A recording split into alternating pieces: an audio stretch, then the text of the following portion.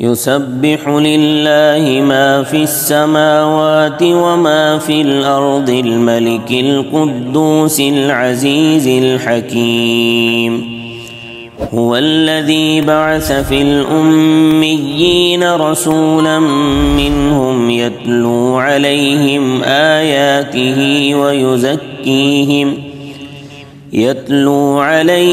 آياته ويزكيهم ويعلمهم الكتاب والحكمة وإن كانوا من قبل لفي ضلال مبين. وآخرين منهم لما يلحقوا بهم وهو العزيز الحكيم. ذلك فضل الله يؤتيه من يشاء والله ذو الفضل العظيم. مثل الذين حملوا التوراة ثم لم يحملوها كمثل الحمار يحمل أسفارا بئس مثل القوم الذين كذبوا بآيات الله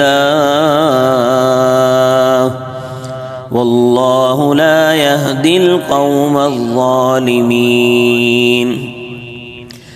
قل يا أيها الذين هادوا إن زعمتم أنكم أولياء لله من دون الناس فتمنوا الموت إن كنتم صادقين ولا يتمنونه أبدا بما قدمت أيديهم والله عليم بالظالمين. قل إن الموت الذي تفرون منه فإنه ملاقيكم ثم تردون إلى عالم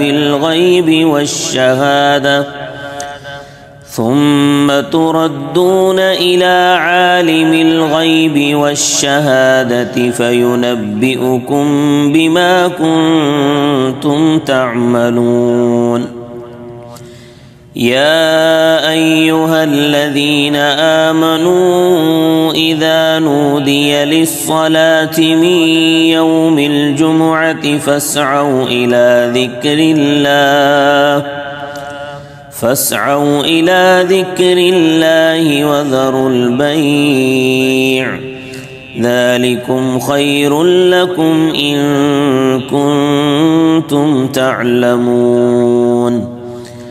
فإذا قضيت الصلاة فانتشروا في الأرض وابتغوا من فضل الله واذكروا